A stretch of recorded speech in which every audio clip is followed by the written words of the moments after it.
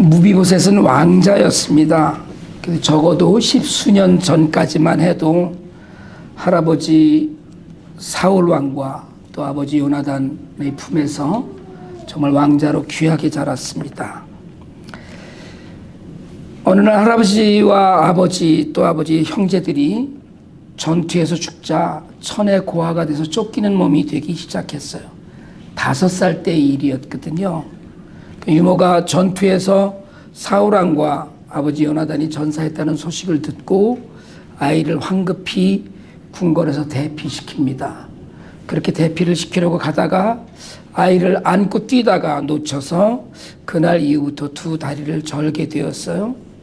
그리고 유모는 어린 무비보셋을 로드발에 있는 마길의 집에 맡겼습니다. 예루살렘 북서쪽으로 요단을 건너가야 되는 황량한 땅이었거든요. 로드발은 히브리어로 푸른 초장이 없는 땅이라는 뜻이에요. 로는 노, 넌 이런 걸 의미하고요. 드발은 패스처, 목초지라는 뜻입니다. 목초지가 없는 황량한 땅이에요. 말 그대로 로드발, 황량한 땅에서 무비보셋은 지금 10수년의 유아기와 소년기와 청년기를 보내고 있습니다. 그날도 어느 날처럼 2 다리를 절면서 사람들이 눈을 피해서 들판 모퉁이에 나가서 높은 하늘과 황량한 들판을 바라보고 있었어요. 근데 저 멀리에서 먼지가 나면서 한 무리의 사람들이 보였습니다. 그들이 가까이 다가오는 사람들을 보니까 그들이 궁정의 군사들과 관리들이었어요. 가슴이 철렁했습니다. 이제 드디어 올 곳이 왔구나 싶었어요. 사울의 자손 중에서 살아남은 이는 자식이 혼자였습니다. 왕조가 바뀌었고 들리는 소문에 의하면 다윗 나라를 잘 다스리고 있다고 했어요. 한동안 마음이 불편했지만 다윗이 나라를 정돈하고 자리를 잡는 동안은 편안했습니다. 그런데 나라가 자리를 잘 잡아가고 그리고 온 세상이 태평해지기 시작하자 불안했습니다. 언제 자기를 잡으러 올지 몰랐던 거예요. 왕의 후손이었지만 황량한 땅에서 남의 집에 얹혀 살고 있었어요. 땅 한 떼기조차 없이 잡초조차 잘 자라지 않는 곳에서 불편한 몸으로 살아가는 건 정말 말 그대로 고난이었습니다. 그래도 그의 몸에는 사울왕의 용맹과 요나단의 믿음의 DNA가 숨어 있었어요. 궁정 관리들이 가까이 왔어요. 이제 마지막이라고 생각했죠. 5살 때까지의 기억들이 총천연색으로 머리에 떠올랐을 거예요. 왕의 귀염을 독차지하고 궁정에서 살았어요. 모든 대신들의 총애를 받았습니다. 고운 옷에 맛있는 음식을 즐겼었어요. 그게 다 아련하고 슬픈 추억으로 남았습니다. 이제 할아버지 사기당이 블레셋보다도 훨씬 더 큰 원수로 여겼던 다윗왕의 군사들이 온 거예요. 5살 이후에 로드발까지 와서 그 이후에는 황량한 모래바람을 맞으면서 한낮의 열기와 한밤의 한기와 거친 음식을 견디며 살아왔습니다. 그리고 다윗의 사람들이 자신을 찾았어요. 왕조가 바뀌면 이전 왕조의 후손들은 살려두지 않습니다. 그 후손을 중심으로 모반의 기회가 늘 있었기 때문에 그래요. 모든 것을 포기하고 눈을 감고 자기를 찾는 사람들 앞에 섰을 때 무비보셋은 전혀 예상하지 못한 이야기를 듣습니다.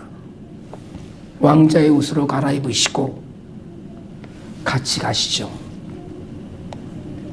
반신반의했어요. 왕궁으로 데려다가 죽이려고 하는 것은 아닐까 하는 의문도 분명히 들었습니다. 하지만 정말 그들은 청중하게 예의를 갖춰서 무비보셋을 마차에 태웠어요. 다윗은 종교적으로, 정치적으로, 군사적으로 대내외적으로 나라가 안정된 어느 날 문득 목숨처럼 사랑하면서 우정을 나누었던 요나단을 생각했습니다. 요나단은 부친 사울왕에게 쫓기는 다윗을 살려주면서 부탁했어요. 사무엘상 20장 14절에서 15절 말씀입니다. 그 대신 내가 살아있는 동안은 내가 주님의 인자하심을 누리며 살 수 있게 해주게. 내가 죽은 다음에라도 주님께서 자네 다윗의 원수들을 이 세상에서 다 없애버리시는 날에라도 나의 집안과 의리를 끊지 말고 지켜주게. 그렇게 요나단은 다윗을 살려주면서 유언 같은 언약을 요구했습니다. 의리를 끊지 말고 주님의 인자하심을 누리며 살 수 있게 해달라고 했어요. 요나단을 기억한 다윗은 사울의 종으로 지금 사울이 갖고 있던 재산들을 관리하고 있던 시바를 불렀습니다. 오늘 우리가 읽은 본문의 3절에 기록하기를 왕이 물었다. 사울의 집안에 남은 사람이 없느냐? 있으면 내가 하나님의 은총을 그에게 베풀어 주고 싶다. 그러자 시바가 대답합니다. 요나단의 아들이 하나 남아 있습니다. 두 다리를 접니다. 시바는 생각했어요. 드디어 이제 다 끝내고 나니까 다윗 왕이 사울의 가문의 복수를 시작하는구나라고 생각했을 거예요. 그래서 대답해요. 요나단 아들이 하나 있긴 하는데 거기까지 말하지 않고 두 다리를 접니다 했어요. 묻지도 않은 이야기예요. 여러분, 성경상의 다리를 전다는 의미는 의지가 없다는 걸, 의지를 가린다는 걸 이야기합니다. 신을 벗으라고 하셨던 것도 내 주장을 내려놓으라는 의미거든요. 천사가 6날개를 가졌는데 2날개로 발을 가렸다고 하는 것은 하나님의 뜻대로만 가겠다는 의미입니다. 오른손이 큰 권능을 의미한다면 다리는 자신의 의지를 의미해요. 시바는 다윗 왕의 질문에 거짓말을 할 수가 없어서 요나단의 아들이 하나 있다고는 했지만 곧 그가 아무런 능력이나 의지를 갖고 있지 않다는 걸 은연중에 강조해요. 그가 어디에 있느냐라는 계속된 질문에 시바는 그냥 로드발에 있습니다라고 이야기하지 않습니다. 로드발에 있는 암미엘의 아들 마길의 집에 있다고 해요. 여러분, 황량한 들판에 불편한 몸으로 남의 집에 얹혀 살고 있습니다. 그러니 왕께서 그를 전혀 염려하실 필요도 없고 그냥 그는 무기력하게 살고 있습니다. 이게 시바의 설명이에요. 그러나 다윗은 곧 군사들과 시종을 보내서 무비보셋을 데려오라고 합니다. 다윗은 요나단과 맺은 언약을 기억한 거예요. 아까 말씀드린 사무엘상 20장 14절에서 요나단은 다윗을 피신시키며 강조하고 당부했어요. 주님의 인자하심을 누리며 살 수 있게 해달라. 개역개정의 번역대로 여호와의 인자하심을 내게 베풀라인데 이때 쓴 인자심이라는 단어가 우리가 너무나도 자주 듣는 히브리어의 헤세드입니다. 헤세드를 그냥 인자로 번역을 했는데 이 헤세드라는 단어는 그냥 인자라는 말로 번역될 수 있는 말이 아닙니다. 사랑, 은혜, 자비, 긍휼, 인자 이런 모든 것을 다 합쳐서도 번역이 안 되는 말이에요. 여호와의 헤세드란 말은 이스라엘 백성이 그동안 경험하며 누려온 하나님의 어떤 성품이에요. 하나님의 어떤 성품이 헤세드예요. 단순한 인자나 사랑이나 은혜가 아니라 하나님이 갖고 계신, 말로 다 할 수 없지만 하나님을 경험하며 살아온 하나님의 사람들만이 알 수 있고 느낄 수 있는 그런 뜻이에요. 하나님의 성품, 그래서 그 헤세드로 맺어진 우정의 친구와 목숨을 주고받을 정도로 깊은 언약 가운데 요나단이 요구한 것 헤세드예요. 지금 다윗이 그 언약을 지키고 있습니다. 두 개의 지팡이를 의지하고 다윗 앞에 나와서 불안한 기색을 감추지 못하고 엎드린 무비보셋에게 다윗이 이야기해요. 겁낼 것 없다. 내가 너의 아버지 요나단을 생각해서 내게 은총을 베풀어 주고 싶다. 너의 할아버지 사울 임금께서 가지고 계시던 토지를 모두 너에게 돌려주겠다. 그리고 너는 언제나 나의 식탁에서 나와 함께 먹도록 해라. 무비보셋이 감격의 눈물을 쏟으면서 목이 메어서 말합니다. 이 종이 무엇이기에 죽은 개나 다름없는 저를 임금님께서 이렇게까지 돌보아 주십니까? 어찌하여 내가 누구이고 내가 무엇인데 할아버지 사울왕의 원수되었던 왕께서 내 아버지 요나단이 누구이기에 이 땅의 지배자된 다윗 왕께서 죽은 개 같은 나를 돌보십니까? 여러분 모두들 의아하지 않았겠어요? 어떻게 원수의 자식을 저렇게 대할 수 있었을까? 사울왕이 생전에 다윗 왕에 대한 핍박과 추격 사건은 모든 백성들이 아는 일이었습니다. 사울은 꼭 죽이려고 했어요, 다윗을. 그러나 다윗은 사울의 원수가 아니라 요나단과의 우정과 약속을 지켰습니다. 남은 재산을 회복시켜주고 신분을 회복시켜주어서 왕자의 자리에 앉혀요. 그리고 이 슬프리 많지 아름다운 이야기는 오늘 우리가 읽은 본문 13절로 끝이 납니다. 무비보셋은 언제나 왕의 식탁에서 먹었으며 예루살렘에서만 살았다. 그는 두 다리를 다 절었다. 여전히 불편했지만 그래도 그는 왕자의 자리에서 왕의 패밀리가 되어서 왕의 식탁에 앉아 왕자들과 떠들기도 하고 시종이 가져온 음식을 타박하기도 하고 농을 하면서 살았을 겁니다. 무비보셋은 전쟁이 많던 할아버지 사울왕의 시대 때보다 그 어린 시절의 어느 때보다 훨씬 더 인간답고 왕자답고 기품 있게 살았습니다. 물론 압살롬의 반역을 피해서 다윗이 예루살렘을 떠날 때 동행하지 않아서 모함을 받기도 했지만 그는 의연하게 그리고 신의를 지키며 살았어요. 여러분 오늘 이 말씀 안에서 혹시 어떤 그림이 오버랩되지 않으세요? 무비보셋이 누굽니까? 황량한 광야에서 자신의 의지대로 되는 일이 없어 한탄의 세월을 보내던 무비보셋이 저는 오늘 이 땅을 살고 있는 우리의 모습이 아닐까 생각해요. 감추고 싶은 거하고 드러내고 싶지 않은 상처가 없는 사람이 어디 있겠어요? 세상을 살다 보니까 그리고 목회를 하다 보니까 여러분 유행가 가사에도 그런 말이 있잖아요. 아, 웃고 있어도 눈물이 난다. 여러분 목회를 하다 보니까 한꺼풀 벗기면 한숨 나고 한꺼풀 벗겨보면 눈물 나고 한 번 더 들여다보면 어떻게 이렇게 사나 싶고 다시 돌아보면 죽고 싶은 인생이 한둘이 아닙니다. 살고 있지만 사는 게 아니었던 무비보셋처럼 사실 우리의 의지대로 되는 일이 없는 세월을 많은 사람들이 보내고 있어요. 여러분 로드발은 어디입니까? 미국이 이 뉴저지가 젖과 꿀이 흐르는 땅이에요. 우린 그렇게 얘기해 왔었어요. 미국은 기회의 나라이다. 그래도 미국은 좀 낫다.